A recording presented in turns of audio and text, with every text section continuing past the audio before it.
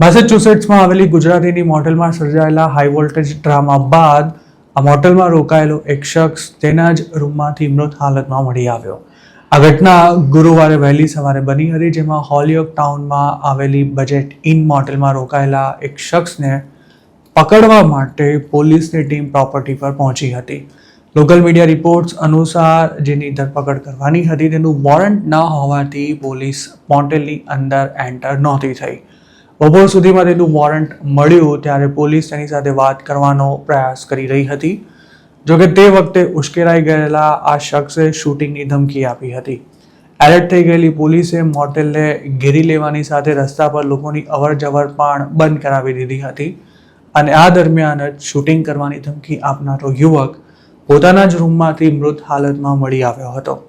છેક સાંજે 5 વાગે રૂમ નંબર 2માંથી તેની બોડીને કાઢવામાં આવી હતી અને તેની કારને પણ પાર્કિંગ લોટમાંથી ટો કરી લેવાઈ હતી.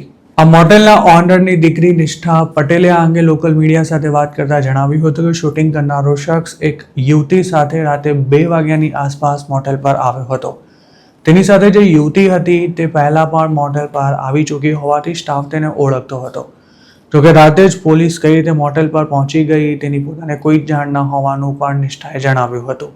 તેમણે એ પણ શક્યતા વ્યક્ત કરી હતી કે યુવતી સાથે જે શખ્સ આવ્યો હતો તેની કાર મોટેલમાં જ હતી અને કદાચ તેને ટ્રેક કરીને પોલીસ અહીં સુધી પહોંચી હશે.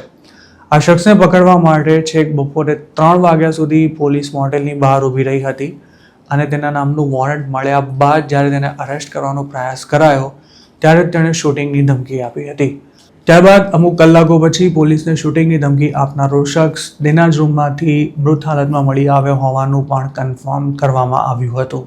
મેસેચ્યુસેટ્સમાં જ ગુરુવારના રોજ બનેલી અન્ય એક ઘટનામાં એક હોટેલમાં અડધી રાત્રે ગાડી ઘુસાડી દેનારી એક પ્રેગ્નન્ટ મહિલાએ આડેધડ શૂટિંગ શરૂ કરતા અફરાતફરી સર્જાઈ હતી. વાઇકેસ્ટર કાઉન્ટી ડિસ્ટ્રિક્ટ એટર્નીના જણાવ્યા અનુસાર આ મહિલા સ્ટરબ્રિજ પ્લાઝા હોટેલ પર રાતે 1 વાગે પહોંચી હતી. તે કદાચ 2 શખ્સોને શોધતી આ હોટેલ સુધી આવી હતી. ડોમેસ્ટિક વાયોલન્સના આ સંભવિત મામલામાં 48 વર્ષની મહિલાએ કરેલા ફાયરિંગને કારણે હોટેલની લોબીમાં ઉભેલા એક ગેસ્ટને ગોળી વાગી હતી. આ શખ્સને હેરિંગ્ટન હોસ્પિટલમાં શિફ્ટ કરાયા બાદ વોર્કેસ્ટરની અન્ય એક હોસ્પિટલમાં એરલિફ્ટ કરાયો હતો અને હાલ તેની સ્થિતિ ક્રિટિકલ છે. આ હોટેલના જનરલ મેનેજર સેમ પટેલે મીડિયા સાથે વાત કરતા જણાવ્યું હતું કે આ ઘટનામાં કોઈ એમ્પ્લોયને ઈજા નથી થઈ.